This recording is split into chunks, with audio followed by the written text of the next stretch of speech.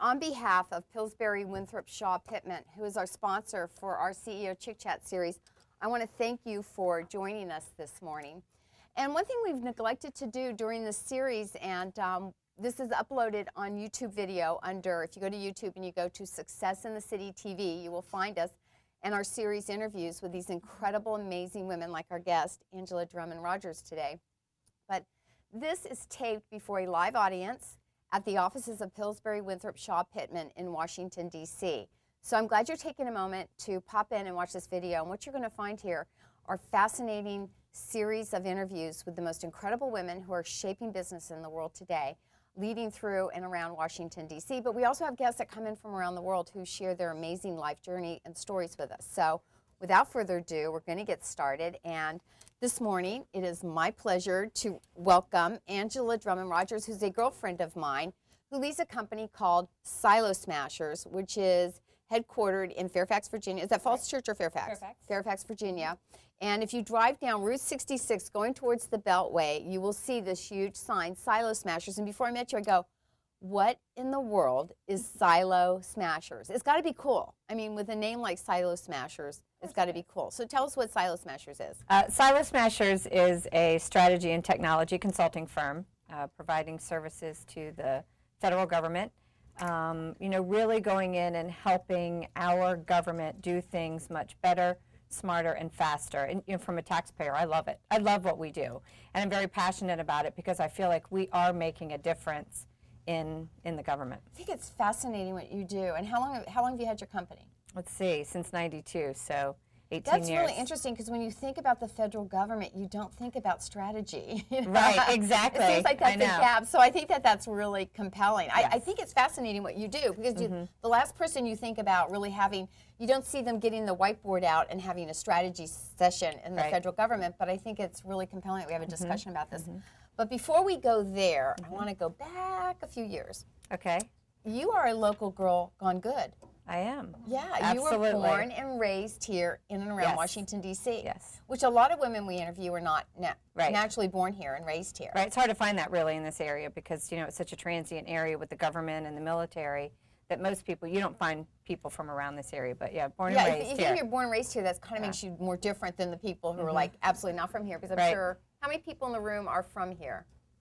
So we had out of every, a few, but just a few. Just like, less than a quarter of the people here in this room are from Washington, D.C. My mother, too. Was born and raised here. What about your dad? Well, he was born in Lynchburg, Virginia, and then moved to Alexandria. Okay, interesting. So let's talk a little bit about, because I really thought, and what we do before we have any of our interviews is we do what's called a pre-interview. We sit down, we have a cup of coffee, because I think it's really important that we kind of have an understanding what we're going to be talking about. And then that's where I get them to dish the dirt later when I find it out. So, but tell me about your parents and what they did and how, with the environment you were raised in. Let's see, my parents have been married for 50 years in May, this coming May. So they were high school sweethearts, and I grew up in this area, so we've always been in and around this area. Very close with family, because my family was close to with my parents, my mother's side and my father's side. So we grew up in even though it was just my sister and me, we grew up with, multiple cousins and aunts and uncles. And so it was just kind of like a big family. And everybody around this area. Growing up, my father owned his own construction company that was run out of the house. So I got to experience that. I saw it every single day. And I think that's kind of what sparked my entrepreneurial spirit.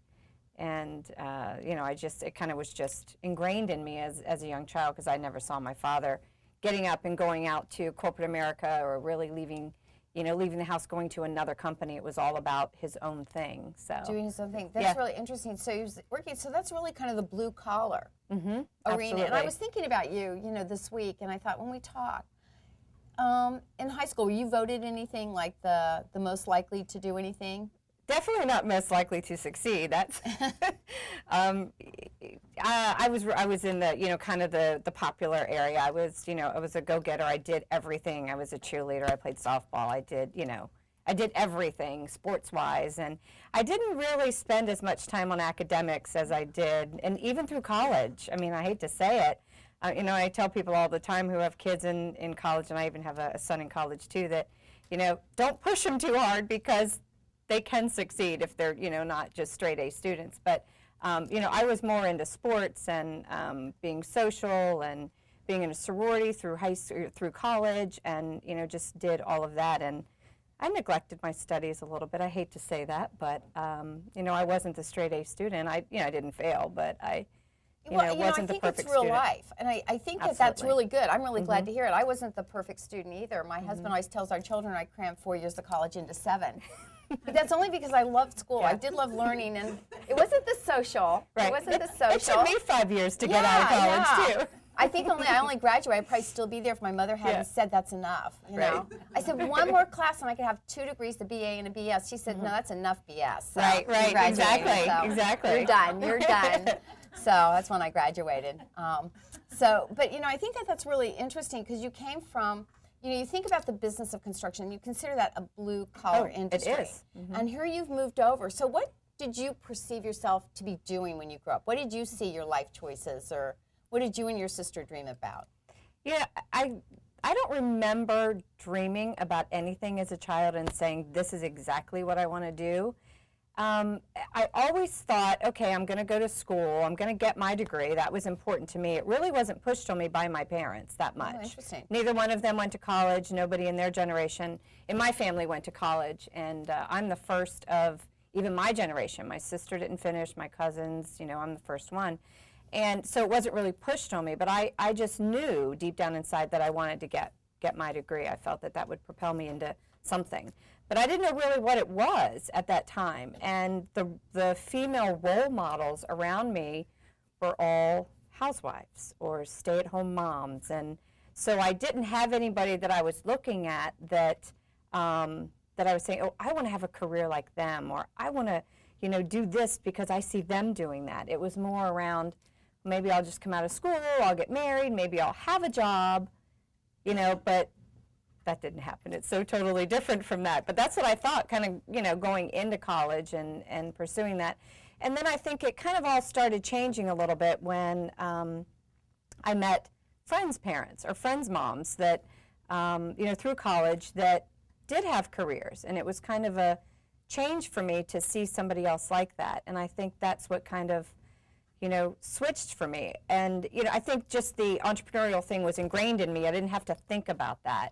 But, you know, looking at other women that had careers and knowing that was acceptable really came to light more when I was, you know, 18, 19, 20. I think what I love about your story is that we always assume that there's this golden written path to success, to what we're going to achieve. And what we've learned, if anything, from talking to women like you and the other one we've interviewed, there's no one way. It's not always assumed that the perfect pedigree, the perfect education, the perfect, you can get there. And I think that that's the most important lesson we walk away with is you can get there. You can achieve success. Right. And just always be open to it. And that's what I love about your story. And I think, too, what I learned at a very young age is you work hard for what you get. You know, even though my father owned his own company, we were still very low to middle class. And, you know, it wasn't like he had a huge successful company that you would recognize any name from. So we were still, you know, pretty poor. And I remember that if I wanted to have a car, I had to have a job. If I wanted to drive the car, I had to have a job so I could pay for the gas and I could pay for the insurance. So at a young age, I really learned that you have to work hard for what you want to get out of life. And I'm so thankful. I even tell my parents that today, that I'm so thankful that they forced me to get a job, that they weren't just handing me things. Because I think I would have been spoiled. I don't think I'd work as hard as I do now if I had that. I think that that's really insightful. I think it's really valuable. I remember when we also talked about was that the thing that really impressed you too was the people who worked for your father's company, how important that paycheck was every week. Exactly. I remember all the guys showing up on, you know, Friday nights after work and coming by and collecting their paychecks. And, you know, I didn't realize that until later in life, how much that impacted me. But, you know, now I think about how important it is to take care of the people that work at Silo Smashers and how important it is to make them feel like they are part of the family, because you're creating a livelihood for them. You're creating an environment that brings food to their tables at home and provides clothes for their children. And to me, that's probably one of the most important things that I think about on a daily basis. Are we doing the right things for our people? Are we creating the environment that's going to keep them there at Silo Smashers? And I think that impacted it by seeing them show up every Friday. Plus, it was fun because they were all really great guys. Oh, I think it would be. You didn't date any of them, did Oh, you? heck no. You kidding me? My father would kill them. No way. I was too young anyway. That's it. So, and your parents are retired now? And They're retired. They live out in a house that I built for them in Delaware. Oh, wow. And Delaware, they moved away from you? Why did they leave you? Well, my sister moved out there first with her husband. And once she started having kids, my sister, my mother gave up on me of having kids, and she said, well, I'm going to go where my grandchildren are. So we built them a house right down the street from where my sister was living, so she could be close to the grandchildren. So let's talk about how Silo Smashers was born, kind of your journey out of college. What did you begin doing, and how did you end up having Silo Smashers? Well, it's kind of interesting because, you know, people are shocked when I tell them what my undergrad is in, and that's fashion merchandising. And I was telling somebody earlier, I love to shop. And, you know, because somebody was saying that there's this new boutique where you can get your, you know, clothes made and everything. I said, I love to go to the mall. I love to pick through the racks and try different things on and all that. So I think, you know, I still get my fashion side out just from shopping. So I have a degree in fashion merchandising. Being in and around this area all the time, you know, I'd come back and I did retail a little bit, but I also worked for a government contractor the summer before I graduated, and I really enjoyed it. I loved it. You know, I loved commuting on the little bus that we commuted on, you know, the little the van pool that we rode in on, and it was, you know, kind of like, oh, this is what adults do, you know, very different from retail, very different. I'm not discounting retail, but it just felt really nice to me. It was really fun. And so after I graduated, I went back to work for that same company that I was working for, a government contractor on a contract downtown. And I knew that if I really was going to pursue something in the fashion industry, that I would have to go to New York or Paris or somewhere where that's really the hub. And I didn't really want to. I didn't want to leave my family. I wanted to just come back and you know, keep my roots here.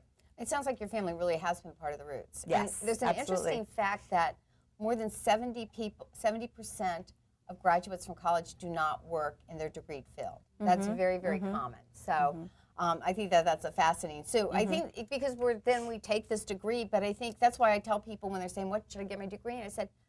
I told my kids, I don't care if it's in basket weaving, just get a degree. Get a degree. And then from there you can, and then you go out and you explore more things and find more things. You can go back and get a master's in a particular field if you find something else that you want to do. Absolutely.